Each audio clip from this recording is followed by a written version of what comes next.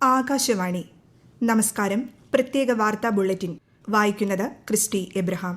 തൃശൂർ മുണ്ടത്തിക്കോട് വെടിക്കെട്ടുപുര സ്ഫോടനത്തിൽ സംസ്ഥാന സർക്കാർ ജുഡീഷ്യൽ അന്വേഷണം പ്രഖ്യാപിച്ചു.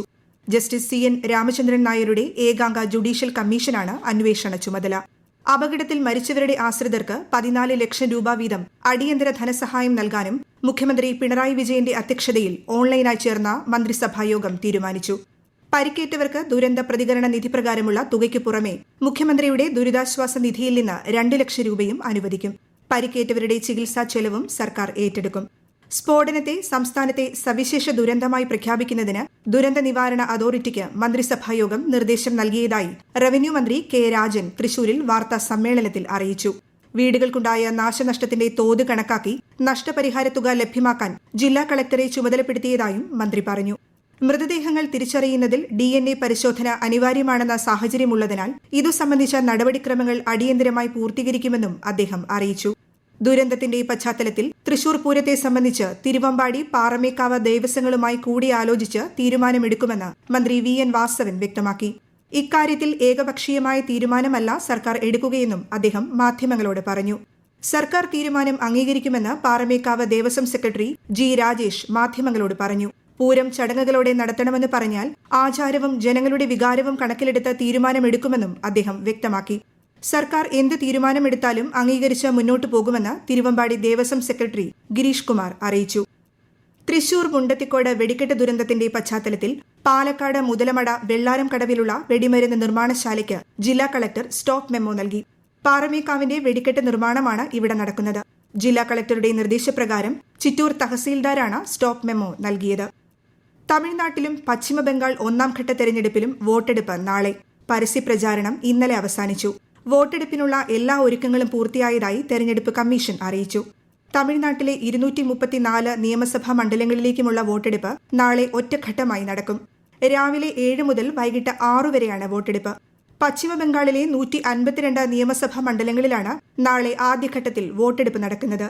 ഇരു സംസ്ഥാനങ്ങളിലെയും എല്ലാ ബൂത്തുകളിലും വെബ്കാസ്റ്റിംഗ് സംവിധാനവും ഏർപ്പെടുത്തിയിട്ടുണ്ട്. പശ്ചിമബംഗാളിൽ 2ാം ഘട്ട വോട്ടെടുപ്പ് ഈ മാസം 29-നാണ്.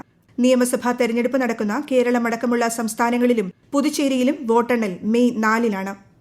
ജമ്മു കാശ്മീരിലെ പഹൽഗാമിൽ നിരപരാധികളായ 26 വിനോദസഞ്ചാരികൾ കൊല്ലപ്പെട്ട ഭീകരാക്രമണം നടന്നിട്ട് ഇന്ന് 1 വർഷം പൂർത്തിയായി.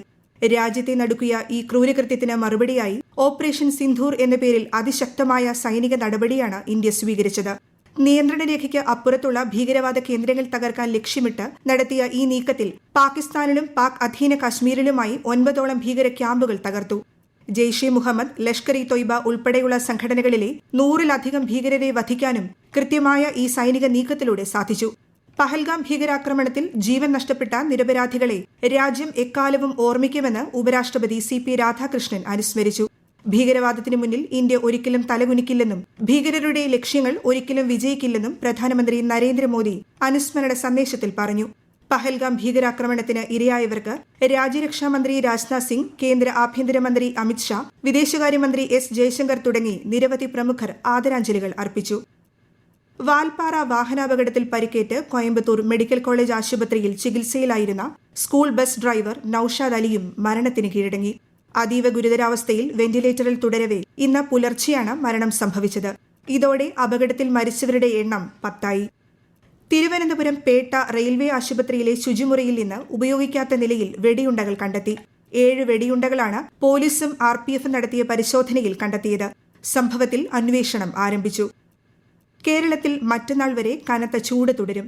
പാലക്കാട് ജില്ലയിൽ 40°C വരെയും, കൊല്ലം ജില്ലയിൽ 39°C വരെയും, കോട്ടയം ജില്ലയിൽ 38°C വരെയും ഉയരാൻ സാധ്യതയുണ്ടെന്ന് കേന്ദ്ര കാലാവസ്ഥാ വകുപ്പ് മുന്നറിയിപ്പ് നൽകി. ഉയർന്ന ചൂട് റിപ്പോർട്ട് ചെയ്യപ്പെടുന്ന സാഹചര്യത്തിൽ പൊതുജനങ്ങൾ ജാഗ്രത പാലിക്കണമെന്ന് സംസ്ഥാന ദുരന്ത നിവാരണ അതോറിറ്റി അറിയിച്ചു. സംസ്ഥാനത്ത് ഒറ്റപ്പെട്ട ഇടങ്ങളിൽ ഇടിമിന്നലോടുകൂടിയ മഴയ്ക്കും സാധ്യതയുണ്ട്. IPL ക്രിക്കറ്റിൽ ഇന്ന് രാജസ്ഥാൻ റോയൽസ് ലക്നൌ സൂപ്പർ ജയന്റ്സിനെ നേരിടും. രാത്രി 7:30-ന് ലക്നൌവിലാണ് മത്സരം. പ്രത്യേക വാർത്താ ബുള്ളറ്റിൻ കഴിഞ്ഞു. അടുത്ത വാർത്താ പ്രക്ഷേപണം വൈകുന്നേരം 6:30-ന്.